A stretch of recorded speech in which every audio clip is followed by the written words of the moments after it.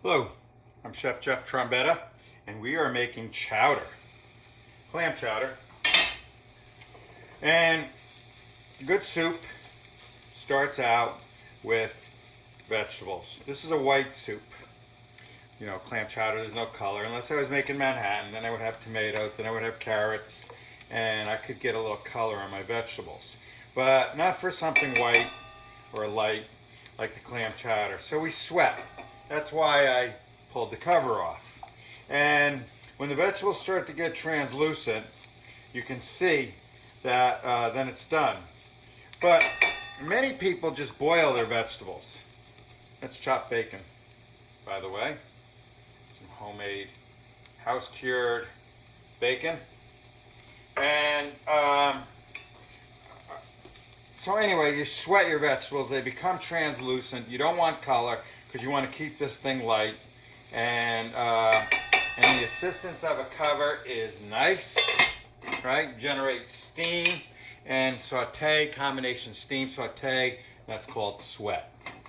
I know you like quantities. I like to ratio cook. I'd like to point out ratio cooking in this example of chowder. So, but it is about a cup of chopped onions, right?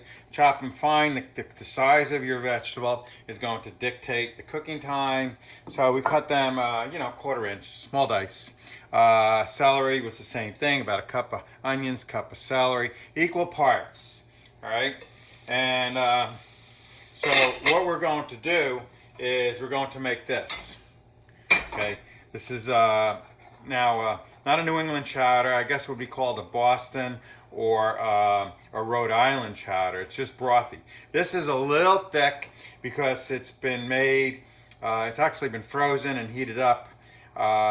And so the potatoes start to disintegrate. But that's nice. It's naturally thick from the potatoes. There's no starch.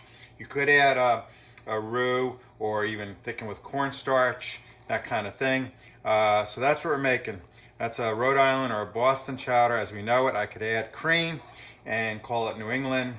Even at this stage, I could add carrots, sauteed carrots and tomatoes and add that and then just call it Manhattan.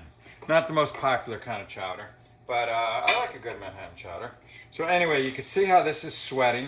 Now, whoa, take it easy, butter. And so anyway, so this is becoming cooked, translucent, transparent. You could tell. You should always taste for crunchiness. Take a big piece of onion. Okay, it's getting there. All right, it's getting there. So it's ready. And then we're going to further cook. But I was going to say is, good chefs sweat or saute their vegetables for the soup first because you get rid of the bitter flavors like from the onion and stuff like that. The bad volatile flavors, they dissipate into the air, and you concentrate the natural sugars. And so rather than just boil, you know, it doesn't really escape properly or doesn't even retain properly. When I reconstitute this with stock and stuff like that, the flavors will release right into the stock. And so let's go there. Let's see that. All right. And so let's get, seafood, a little bit of acidity. So, and I'm going to turn up the heat, right? Because you want evaporation. So what do we have in here? We have a quarter cup of chopped bacon, cup of chopped onions, a cup of chopped celery, and I don't know, third of a cup of white wine, right? So a little bit of acidity. You could squeeze some lemon juice in there, as I did. Woo. Okay, so now I'm making a batch. When I say ratio cooking, turn that down a little bit. I'm making a batch for 9 clams. These are cherry stones. I got them kind of on the big side. Quahogs work the best. And so the meat from that, I have one more clam just to show you, is that. Okay, so now it might look a little light as far as the amount of clams relative to the onions and the celery, but we're going to go with it. I could supplement with some chopped clams, okay, to make it really hearty and clammy. But the broth is really good, okay? So I steamed it in a similar pan. Whoops, okay, it's a little crowded here. Right here, and I'm gonna strain that because there might be some dirt from the shells and some shell pieces and all that. And that's very strong. I steamed it in white wine. You can see some quarter lemon pieces, that kind of thing, all right? And so then all I did was steam them good, you know? And then chop them good because they could be a little over steamed and get tough. But let's put that in there, all right? And all right, so you know we got the makings. And chowder, by the way, is I prefer butter, all right? I prefer butter, all right? It's got enough butter in there, and so we'll wait on the clams. You don't want to add them too early because they have a tendency to get tough. And so, and I was saying if you chop them well, because if they're really fresh, they take a long time to steam open, or they don't all open at the same time, and they could get tough. So for instance, so here's a clam, typical clam. I saved one to show you, and I like to get that hinge, that piece of muscle that holds the clam together. I already cut it out. Where is it? Doesn't matter. It's in there. You gotta trust me. There it is. But anyway, I like to do that. And so what's gonna happen is, so you chop them fine, right? And so this is a decent sized clam.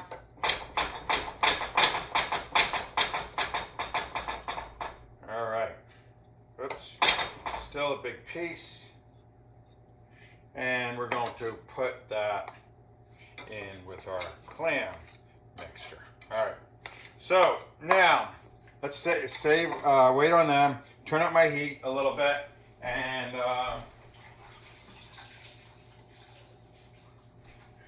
wipe up any kind of with the sanitary. Let's put this back on there. Whoa! Get on there. All right, now.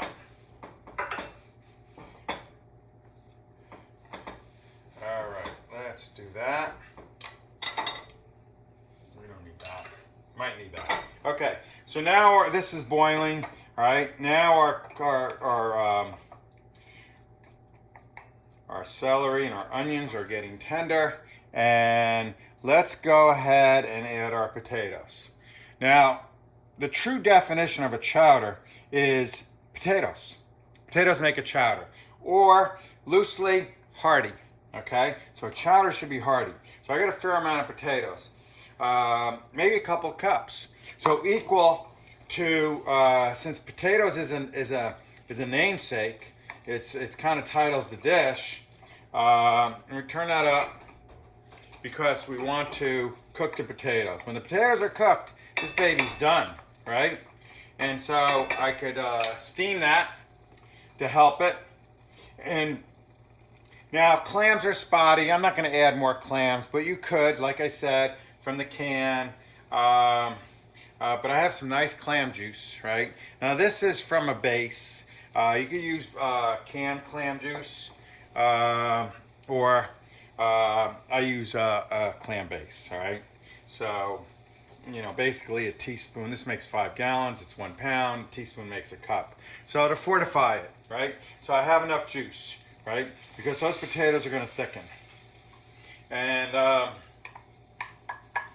so don't be afraid. The canned products are fine, I'll tell you, the canned products are better than the frozen clams, frozen chopped clam.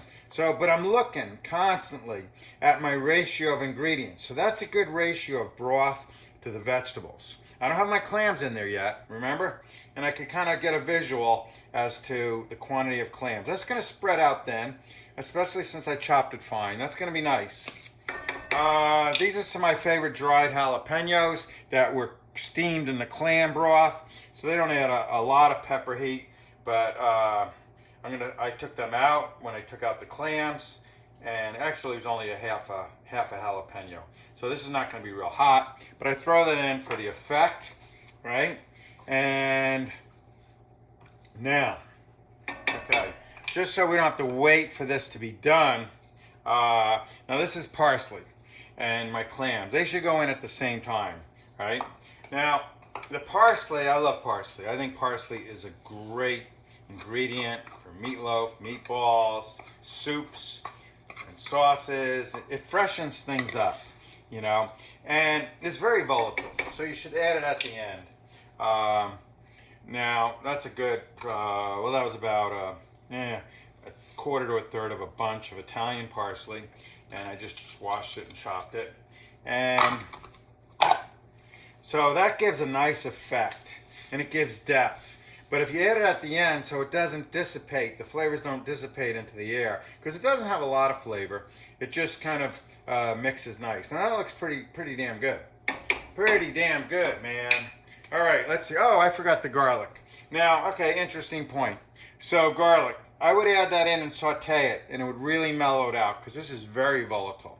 These garlic oils dissipate into the air. So now I'm adding it raw. So if I would add the whole thing, if I was adding it in the beginning to saute, but since I'm adding it at the end, yes, it'll boil, yes, it'll cook. I only add about, tablespoon, 2 teaspoons, something like that, right? Because it's going to be stronger, all right? Now, let's see. Now the potatoes are cut small, so they should cook quick. They're Yukon potatoes. I did not peel them, right? The skin's got a lot of vitamins and minerals and flavor, and it blends in there nicely, right? So, but if it was like a thick-skinned Idaho, you could peel it. You don't have to peel them either. But that's a good-looking soup right there. That basically is done. I'm just going to taste for it, because when the potatoes are tender, then it's done. All right, so I'm just going to taste for, there's a big piece of potato. Okay, man, that is full flavored with clam juice. The potatoes are not done, however, because we don't have all day here, right? So we are going to portion it up, and when I turn off the camera, I'll throw it back in there, just so you can see what it looks like in the bowl. And all right, see that? You see all the ingredients. It's nice and fresh with the parsley, right? That's a chowder, right? Potatoes. Remember that. Potatoes, corn chowder, clam chowder, you name it. Bean chowder. It's all about the potatoes. And then the flavor. The beans, the corn, the clams, right? So that's a nice bowl of Boston or Rhode Island chowder. And I'm Chef Jeff Trombetta, and I thank you for watching.